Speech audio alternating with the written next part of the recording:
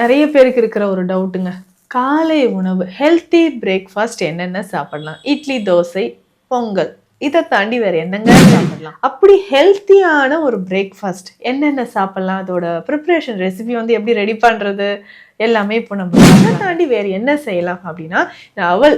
So weight loss பண்ணணும், எனக்கு வந்து இந்த ஆயிலெலாம் இருக்கக்கூடாதுங்க, நல்லா ஈஸியாக டைஜஷன் ஆகணும், கான்ஸ்டிபேஷன் இருக்கக்கூடாது, ப்ரோட்டீன் அதிகம் இருக்கிறதுனால இதை நீங்கள் தாராளமாக சாப்பிடலாம். ஸோ கிட்ஸுக்கு வந்து ரொம்ப ஹெல்த்தியாக இருக்கும். இதனோட கார சட்னி வச்சு சாப்பிட்றவங்க நிறைய பேர் இருக்கீங்க. ஸோ கார சட்னி வச்சு நீங்கள் சாப்பிடும்போது ஈஸியாக உங்களுக்கு டைஜஷன் ஆகும்.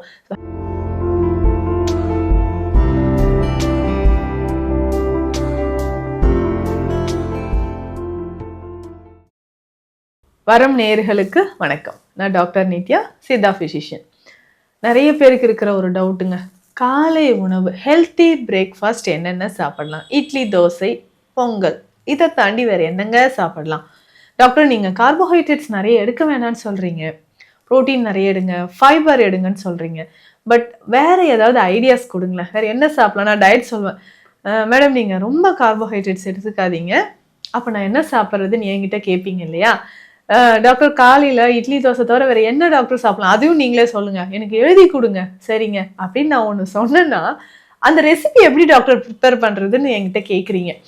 சரி, அப்படி ஹெல்த்தியான ஒரு பிரேக்ஃபாஸ்ட் என்னென்ன சாப்பிட்லாம்? அதோட ப்ரிப்ரேஷன் ரெசிபி வந்து எப்படி ரெடி பண்ணுறது எல்லாமே இப்போ நம்ம பார்க்கலாங்க. சிம்பிளாக இட்லி, தோசைக்கு பதிலாக மில்லட்ஸ் உங்களுக்கு தேவைப்படும். ஸோ மில்லட்ஸ் எடுத்து வச்சுக்கோங்க. அதுக்கப்புறம் ப்ரோட்டீன்ஸ் நிறைந்த ஸோ பருப்பு வகைகள், தானிய வகைகள் இது எல்லாமே எடுத்து வச்சுக்கோங்க. இது எல்லாமே உங்களுக்கு தேவைப்படும். இதை பேஸ் பண்ணி தான் நம்ம ஹெல்த்தியான பிரேக்ஃபாஸ்ட் என்னன்றதை நம்ம இப்போ தெரிஞ்சுக்க போகிறோம். சரிங்க, அப்போ காலையில் ஹெல்த்தி பிரேக்ஃபாஸ்ட்னால் என்ன சாப்பிட்லாம்? டக்குன்னு ரெடி பண்ணுற மாதிரி இந்த நூடுல்ஸ்லாம் ஈஸியாக ரெடி ஆகிடுதே அப்படின்னு நீங்கள் சொல்கிறீங்க.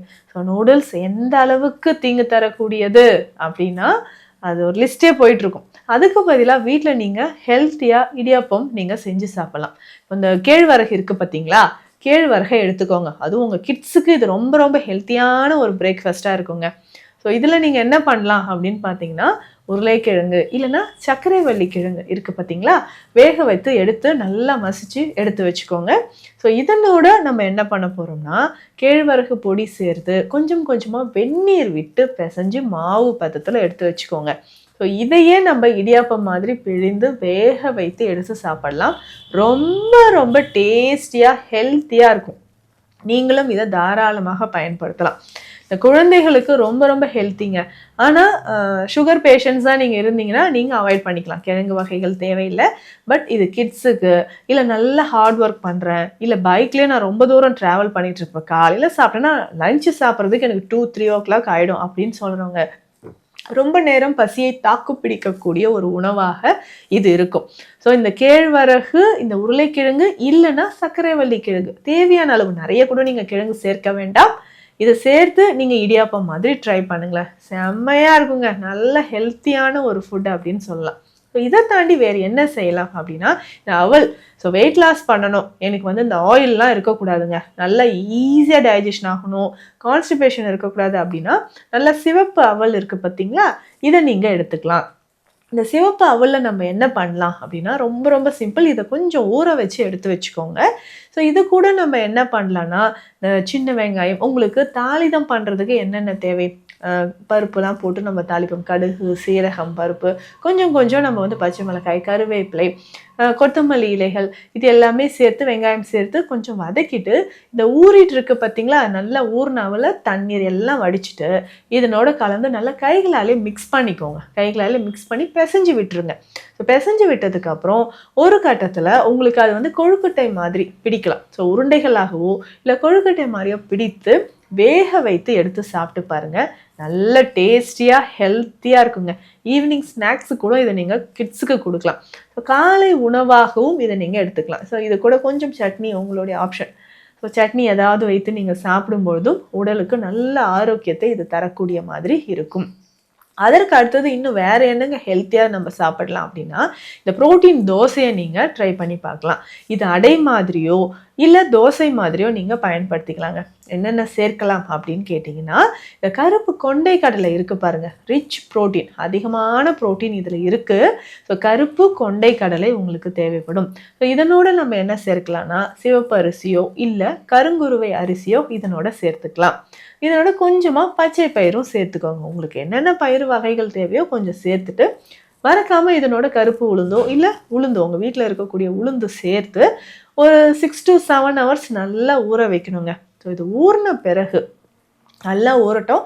காலையில் இது கூட நம்ம கொஞ்சம் இஞ்சி, பூண்டு, பெருங்காயம், மிளகாய் கொஞ்சம் சேர்த்து அரைத்து தோசை மாவு மாதிரி ரெடி பண்ணி எடுத்துக்கோங்க. ஸோ இதை நீங்கள் அடை மாதிரியோ தோசை மாதிரியோ நம்ம செய்து சாப்பிட்டுட்டு வரலாம். இதில் வந்து ரிச் ப்ரோட்டீன், ப்ரோட்டீன் வந்து இதில் ரொம்ப ரொம்ப அதிகம். ஸோ ப்ரோட்டீன் அதிகம் இருக்கிறதுனால இதை நீங்கள் தாராளமாக சாப்பிடலாம்.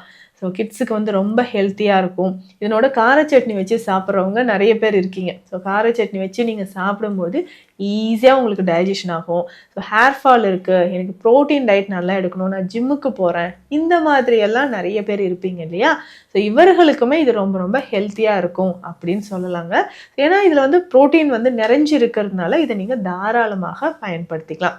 அடுத்து முக்கியமாக ஒரு உணவு நம்ம என்ன சாப்பிடலாம் அப்படின்னு கேட்டிங்கன்னா, களி வகைகள் உங்களுக்கு ரொம்ப சிறந்தது. ஸோ களி வகைகளில் உளுந்து களி, வெந்தய களி, கேழ்வரகு களி இதை நீங்கள் பயன்படுத்தலாம். ஸோ முக்கியமாக இந்த உளுந்து களியெல்லாம் பயன்படுத்தும் போது லேடிஸ்க்கு, பெண்களுக்கு ரொம்ப முக்கியமானது. ஸோ இர்ரெகுலர் பீரியட்ஸ் இருந்தாலும் அதை சரி செய்கிறதுக்கு, இல்லைங்க எனக்கு கொஞ்சம் நேரம் பசி தாங்குற மாதிரி இருக்கணும் அப்படின்னு சொன்னீங்கன்னா அதற்குமே, வெயிட் லாஸ் ஆகணும் அப்படின்னு சொன்னீங்கன்னா அதற்குமே இந்த களி வகை உணவுகள் உங்களுக்கு ரொம்ப ரொம்ப சிறந்ததுங்க. ஸோ இந்த களி வகை உணவுகளை நீங்கள் பயன்படுத்திக்கிட்டே வரும்போது உடலில் தேவையில்லாத கழிவுகள் நமக்கு வெளியேற ஆரம்பிக்குது. ஸோ தொடர்ந்து இது எல்லாமே நம்ம பயன்படுத்திட்டு வரலாம். இதை தாண்டி நம்ம என்ன பண்ணலாம்னா, இப்போ எல்லாமே சிறுதானிய வகைகளையே நமக்கு வந்து அவல் வடிவத்தில் கிடைக்குது. ஸோ கம்பு அவலோ இல்லை கேழ்வரகு அவலோ, சோளம், வெள்ளை சோளம் அவலோ, இது எல்லாமே நமக்கு கிடைக்குதுங்க. இந்த அவல் வகைகளும் நம்ம பயன்படுத்திக்கலாம். இது ரொம்ப சிம்பிளாக 2 minutesல 2 நிமிடத்தில் நம்ம ரெடி பண்ணிக்கலாம். இது தண்ணீரில் ஊற வச்சு தண்ணீர் வடிச்சுட்டு இதை அப்படியே நம்ம தாளித்து சாப்பிடும்போதும் ரொம்ப ரொம்ப ஹெல்த்தியாக இருக்கும். அதே மாதிரி வெள்ளை சோளம் உங்களுக்கு ரொம்ப ரொம்ப ஹெல்த்தியான ஒரு டயட் அப்படின்னு சொல்லலாம். ஸோ சிறு சோளம் அப்படின்னு சொல்லுவோம், வெண்மை நிறத்தில் இருக்கக்கூடிய சிறு சோளம். இதையுமே நல்லா நைட்டு ஒரு 7-8 மணி நேரம் வரைக்கும் ஊற வச்சு இதனோட கொஞ்சம் அரிசியும், அரிசினாவே நீங்கள் சிவப்பரிசி கூட சேர்த்துக்கலாம், இதனோட உளுந்தும் சேர்த்து காலையில் இதை மாவாக ஆட்டி இதை பணியாரம் மாதிரி நீங்கள் செய்யலாம், அடை மாதிரியும் சாப்பிடலாம். ஸோ இது வந்து முன்னாடியெல்லாம் பார்த்தீங்கன்னா இந்த சோளத்தில் சாதம் செஞ்சு சாப்பிடுவாங்க, சோள சோறு அப்படின்னே சொல்லுவாங்க. கம்பஞ்சோறு மாதிரி சோளத்துலேயும் சோறு செய்து சாப்பிடுவாங்க. ஸோ அவ்வளவு நல்லது, அவ்வளவு ஹெல்த்திங்க. நிறைய இந்த மாதிரி விஷயங்கள் இருக்குது. காலையில் இட்லி தோசையை தவிர்த்து வேறு என்ன சாப்பிடலாம் அப்படின்னு உங்களுக்கு ஒரு கன்ஃபியூஷன் இருந்தால் இந்த மாதிரி பிரேக்ஃபாஸ்ட் ட்ரை பண்ணுங்கள். சுகர் இருந்தாலும், நமக்கு பிளட் ப்ரெஷர் அதிகமாக இருந்தாலும் அது கண்ட்ரோல் பண்ணுறதுக்கு உங்களுக்கு இது எல்லாமே யூஸ்ஃபுல்லாக இருக்கும். மேலும் சித்த மருத்துவம் தொடர்பான மருத்துவ ஆலோசனைகளுக்கு ஸ்க்ரீனில் இருக்கிற நம்பருக்கு காண்டாக்ட் பண்ணுங்கள். நன்றி.